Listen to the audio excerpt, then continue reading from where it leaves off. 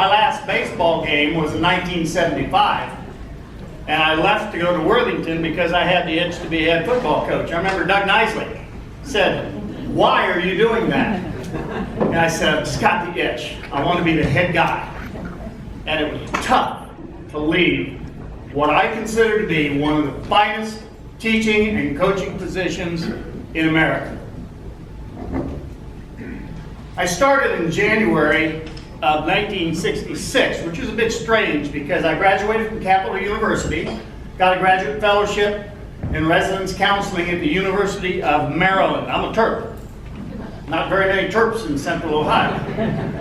And I was studying medieval history. I was translating Julius Caesar into English from the Latin. That was kind of tough, the Gallic Wars. And I got a call from a friend of mine who was teaching in Upper Arlington. He was a fraternity brother, and he said, "Tom, I just got my active duty orders." He was an ROTC second lieutenant commissioned. He was teaching at Upper Arlington High School. So I called the superintendent, who I did not realize was a Capital graduate, a guy named Walt Heichman. And I arranged an interview. Now, you have to understand, I was driving my Chevy 2 convertible back and forth on Route 40. 70 wasn't built yet. Especially when you go through those West Virginia Turnpike tunnels. You can't see anything. You have to stick your head out and look. But I was driving back and forth because I was engaged to that girl there. And she's a West High cowboy. So she's graduating from West. And I thought, this is not getting it. And I wanted to come back, and Fred told me about it. So I interviewed with Walt, and he said, "Well, we really, really like you, but we don't have any positions available. But if any come up, I'll be sure to call you." Guess what? 2 weeks later, one came up. He called, I came. And in 1966, I came to Upper Arlington High School to teach American history and began a tremendous 9.5-year tenure here at the high school. Great kids, great teachers, great parents. My first coaching position, and this is remarkable, was golf coach at Jones Junior High. I couldn't come within 10 strokes of any of those players in the 9-hole course, but I got them to the course. They finished undefeated and won the state championship as seniors. I had nothing to do with that.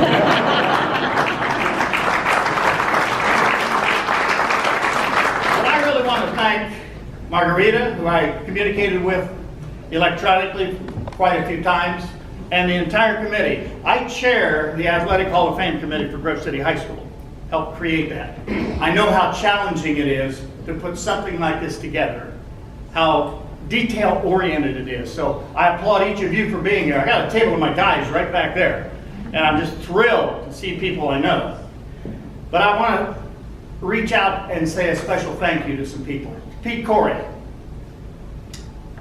Dudley Beaver, Mike Mathis, Tom Williams, Dave Goss, my middle school coaches or junior high coaches, Bill Whipple, a graduate who coached with me, Joe Marsalka, Bill Beebe. You guys coached that summer league team. Joe did a phenomenal job supporting Upper Arlington Baseball. I'll probably nominate him for this. He's really a deserving individual. Most especially, I want to thank my boys.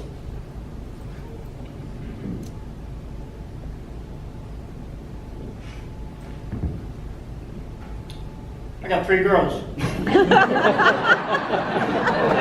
Hundreds of boys. I love it. And I consider myself really, really lucky. You know, baseball is always one of my true passions. As a kid, I dreamt of being a major league outfielder, tracking down fly balls, beating the throw to the bases. But football got in the way. And I went to college on a football scholarship and decided in the spring of my freshman year, if I'm going to play football, I got to get faster and stronger. So I ran track. Didn't play baseball. That's a regret I'll never get over. But it paid off. It paid off. Things went well for me. And when I came to Upper Arlington, I met a guy named Mark Moorhead. And I said, "Hey Mark," I said, "any chance you guys need another assistant football coach?" I said, "I think I know more football than most of these guys that just go to college and read books about it. I played it. I can coach it." He gave me a film. He said, "Here, break this down." I had no idea what that meant. So he had a way of putting you into place. But I was the first assistant football coach at the JV level. What a coaching staff we had. Pete Corey, Neil Billman, those are the two varsity assistants with Marv, Dick Fryman, and me. Then we hired Bill File, then Phil Koppel, then Jim Hensey. We had Dan Dupla. My gosh, what a great football coaching staff. And it went on. Marv Croston, Todd Grant, Jim Hamilton. All those coaches had the same value system. We believed the same things. None of us drank, did drugs or alcohol. Drugs didn't even exist back then. None of that. No foul language. We all coached from a positive standpoint, not a negative. We didn't criticize people. We told them how to do it better. And I coached baseball here for 9 years. 4 years as JV and 5 years as the varsity coach. And I'll tell you this. When Pete Corey became head football coach, he left the cupboard well stocked in baseball. I had some great players that first year. I got an email from Larry Larson earlier this week. He was one of the best. We set a school record first year. They've broken it since then. We had 23 wins. That's the most in the history of the school. We won the COL championships, and that's a wonderful league if you like riding on the school buses. You leave for a Marietta doubleheader at 8 o'clock in the morning, and you don't know if it's raining, snowing, or what it's doing in Marietta by the time you get there. But Marietta, Zanesville, Newark, Lancaster eventually brought in Chillicothe and Grove City. That's a great league. I was able to coach football and baseball. The 5 years I spent as varsity baseball coach were absolutely phenomenal. The most important thing, though, is I sent a lot of guys to college to play baseball. Most of those guys went, played baseball someplace. To Ohio State, to OU, to Miami, to Wittenberg, to Miami-Dade. The most important part, though, is they became good men. They became good fathers. They became good professionals. That's the purpose of coaching, to build a better person. Used to just be boys, but now I'll tell you line, I got 3 girls. If you're coaching a girls team, build a better woman. That's what it's all about. Arguably, this position was the best in the state. And when I left, and Nisley said, "Why are you leaving?" Because I had the itch to coach. I was only there 3 years. We beat Arlington, got the Bears angry, decided I'm out of here. Let somebody else deal with that. And I went over to the dark side and became a school administrator. As an athletic director, as a high school principal, as an associate director of the Ohio Department of Education. I retired 3 times. I tell people, I retired in '96. That's when I graduated from Grove City. Mike Fleming, you graduated in '85 from Grove City. I was your high school principal. I graduated in '96. That's when I left Grove City High School. And I retired from junior achievement as president in 2006. That's my second retirement. And I retired again in 2013 from the Ohio Department of Education. I'm an old baseball coach. 3 strikes and you're out. That's the 3rd time. I'm done. So I quit working. But it's really nice to be remembered. And I can tell you one thing. There are several things that are most important about coaching baseball at Upper Arlington. Your coaches, your players, your parents, and your community. This organization, I think, is tremendous. The support that this parents organization is providing to the school, the support that businesses give, is absolutely phenomenal. That's what makes the difference. I'm going to single 4 guys out, risking missing somebody, but I don't think so. Dave Marsalka,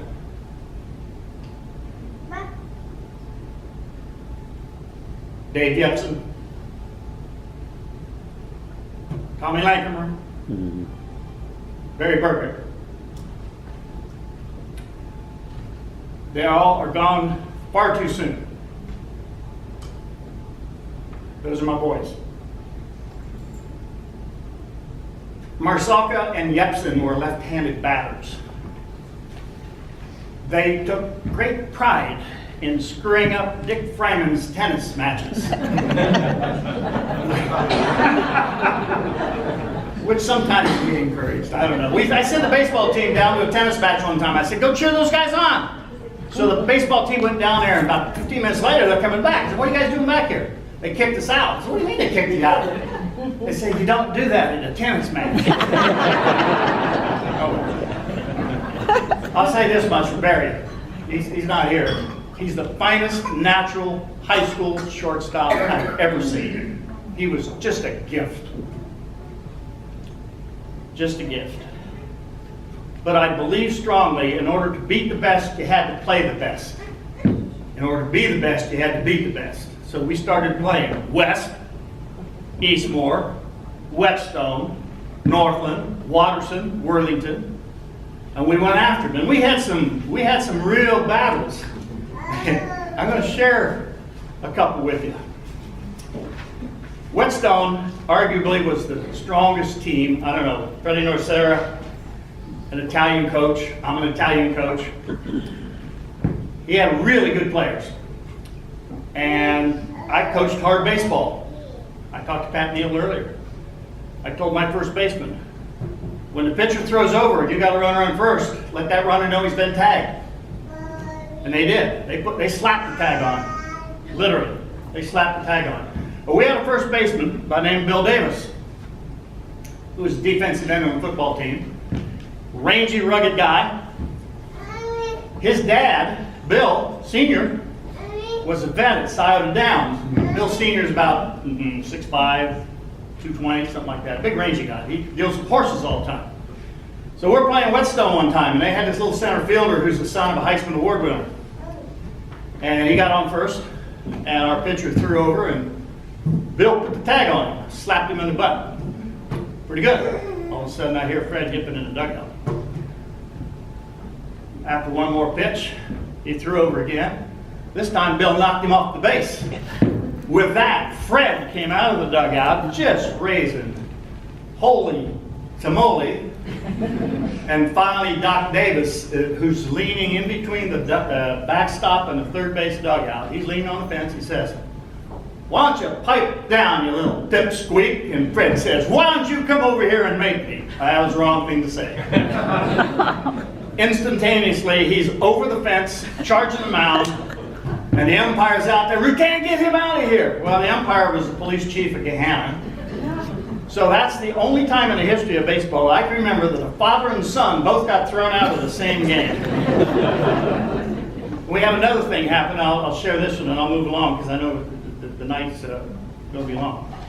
There was a play that was taking place that if a runner is on third and makes a bluff as though they're going to steal the home, and the pitcher steps backward off the rubber, throws to the plate, and the batter strikes the ball, that's batter's interference, and the runner is out because you penalize him by the nearest runner.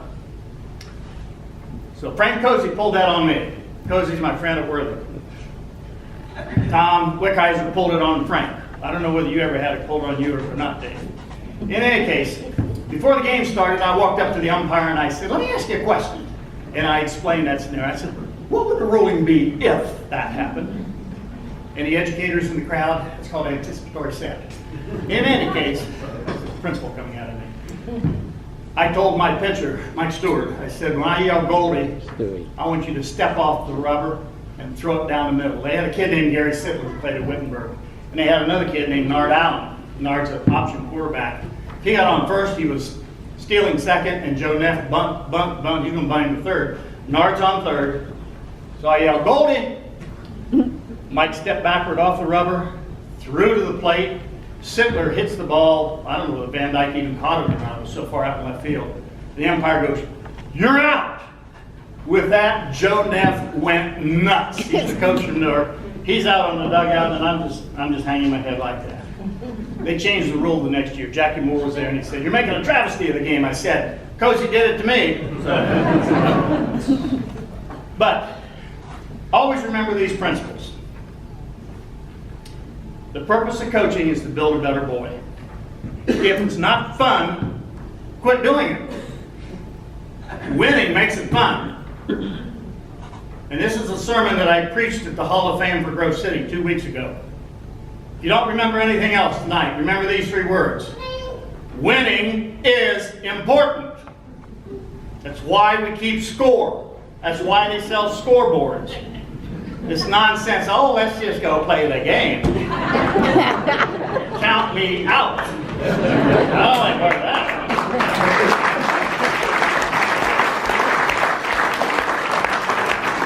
You have to master the fundamentals, and you have to prepare for the opportunity to win.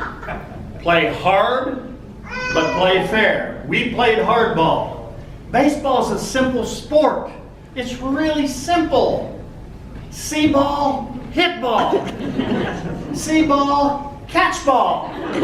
Offense and defense is taken care of. Pitching's a little more complicated. Fusner, Gerlach, you guys can figure this out. You got to throw inside and outside, high and low, fast and slow, crooked and straight. 8 pitches. Oh my gosh, you'll be able to master that. So if you do those things, you're going to be successful. And I want to end with this. Once a bear, always a bear. Thank you.